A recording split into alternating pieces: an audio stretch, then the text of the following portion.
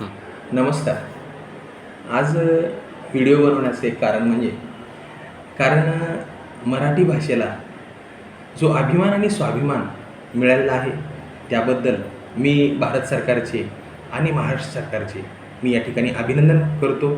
कारण खरोखरच मराठी भाषा माझ्या ताईची भाषा आहे, माझ्या आईची भाषा आहे, माझ्या माईची भाषा आहे, माझ्या शेतकऱ्याची भाषा आहे आणि या भाषेला अभिजात दर्जा दिल्याबद्दल आपले सर्वांचे या ठिकाणी मनःपूर्वक अभिनंदन करावंसं वाटतं. म्हणून एका कवीनं फार सुंदर अशी कविता म्हटलेली आहे पहा.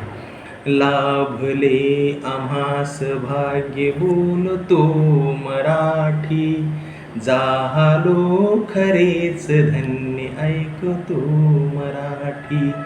एवढ्या जगात माय मानतो मराठी, लाभले आम्हास भाग्य बोलतो मराठी. म्हणून तमाम माझ्या महाराष्ट्रातील मराठी बांधवांना आणि महाराष्ट्राच्या मराठीचा अभिमान आणि स्वाभिमान नक्कीच बाळगला पाहिजे, याबद्दल आपल्या सर्वांचं या ठिकाणी मी ऋण व्यक्त करतो आणि या ठिकाणी थांबतो. धन्यवाद.